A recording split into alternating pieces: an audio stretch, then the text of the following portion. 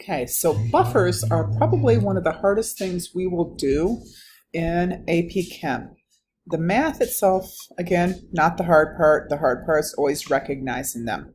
So when you have a titration that involves something other than a strong acid, strong base, which we've just done, if you have a weak acid with a strong base titration, it creates a buffer. Or if you have a weak base with a strong acid, it also creates a buffer. Anytime you have a mixture of something weak with its common ion, it stresses the equilibrium away from the production of the products.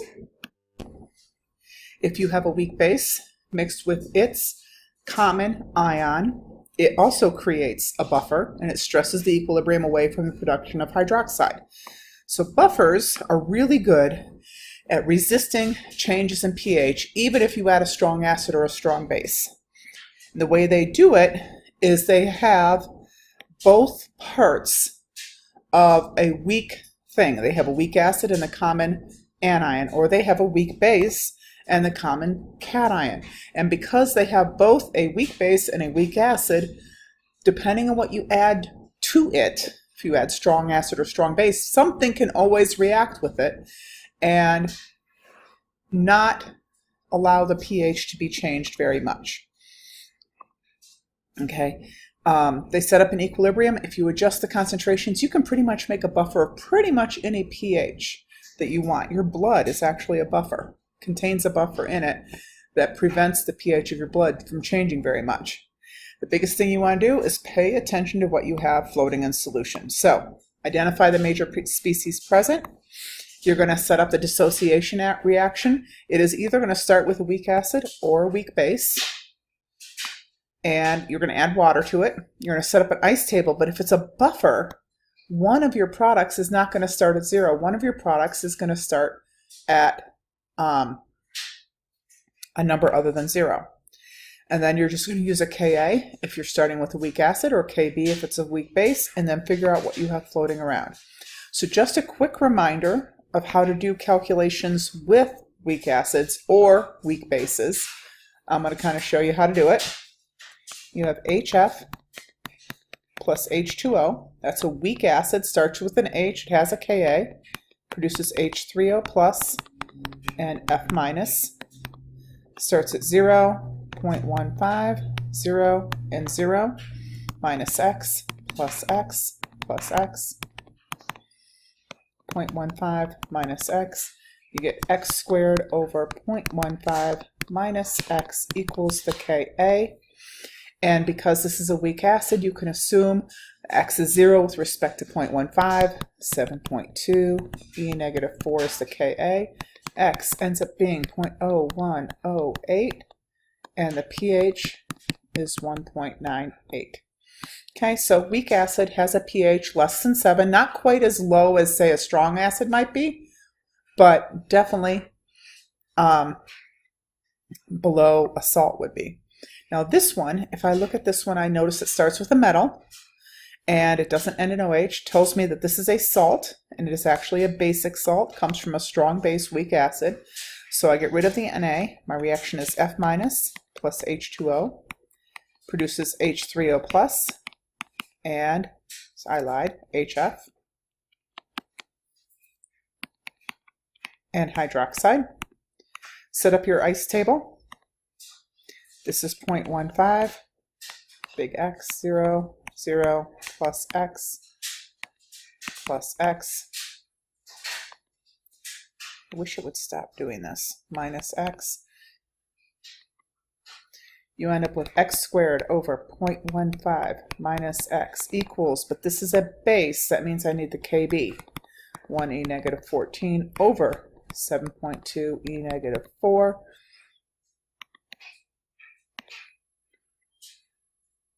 Once you have the Kb, you're going to assume X is 0 with respect to 0.15. You're going to cross multiply, take a square root. X ends up being 1.44 e negative 6, referring to hydroxide.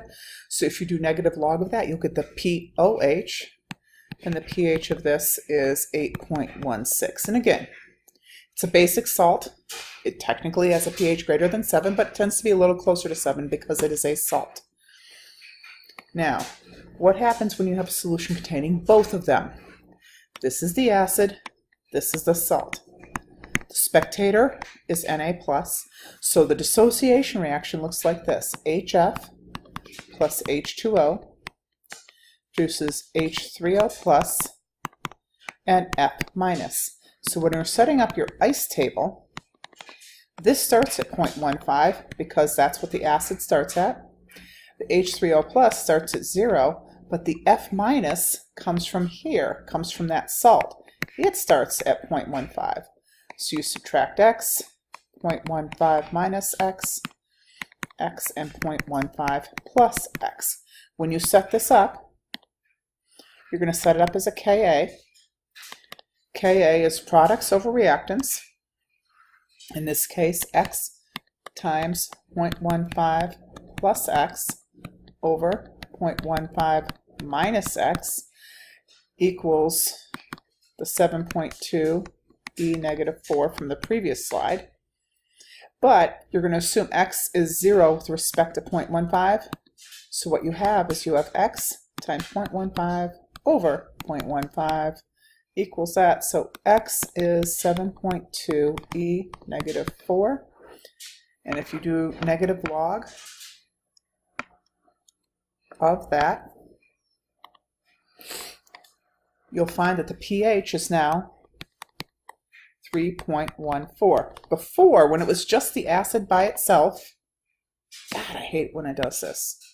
When it was just the acid by itself, the H3O+ was a much bigger number and the pH was smaller. In this case, because the F- starts out as a number, it's pushing the equilibrium over here, and I'm getting less H3O+ out of it, and the pH goes up. But that's what a buffer is. Buffer is a solution containing the conjugate base of a weak acid, shifts the equilibrium, and you produce less H3O+.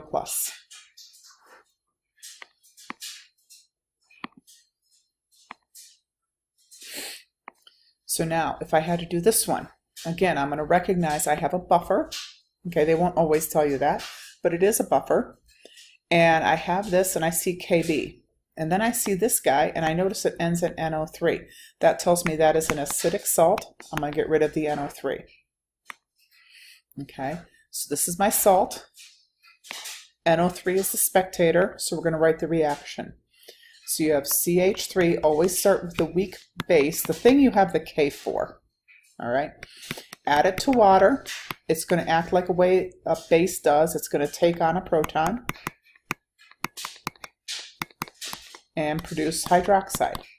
The problem is this starts at 2 molarity and this starts at 1.5.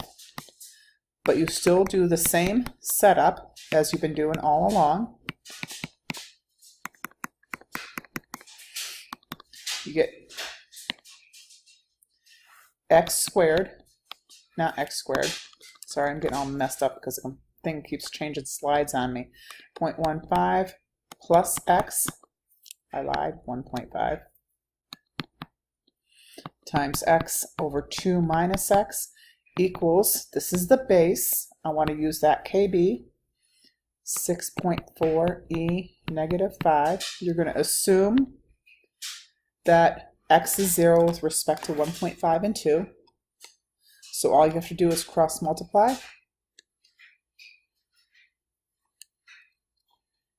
And divide. And you get x is 8.53 E negative 5, referring to hydroxide. So if you do negative log, that's the POH. Subtract 14, and the pH is 9.93. Okay, there's an easier way to do buffer problems though. Okay, because Ka in a weak acid is H3O+ times the conjugate ion over the weak acid, if I rearrange this equation and I cross multiply, so Ka times Ha divided by A minus, that's what the H3O+ becomes. And if I do negative log of that, I end up with, mathematically, an equation is called the Henderson-Hasselbalch equation, and this is it. The pH equals a pKa plus the log of the base form over the acid form. Okay, and it makes it much simpler because it eliminates the ice table. You don't have to do the ice table. And this is only applicable if it is a buffer. In other words, it is a weak acid with its conjugate base salt, or weak base with its conjugate acid salt. It will not work if it's just a weak acid, because if it's just a weak acid, you have 0 on top. Log of 0 is not doable, okay? And it's not going to work if you don't have, all you have is a weak base, because you're dividing by 0, and dividing by 0 just doesn't work, okay? So you have to pay attention to what you have. They have to have a weak acid and conjugate base, or a weak base and a conjugate acid. And that's why we spent so much time in the last chapter trying to identify salts, because of this. So calculate the pH of the following mixtures. I see an acid, and I see its conjugate base, sodium lactate. Okay, so the pH equals the pKa. P means negative log of 1.4 E negative 4 plus the log of the base 0.25 over the acid 0.75. And that's literally all you have to do is type it into your calculator like that. This equation will be given to you. You don't have to memorize it, but it does only work if it's a buffer. So 3.38. This one, again, looking at this, and I see this number, and this number is referring to that. This is my salt. This ends in Cl.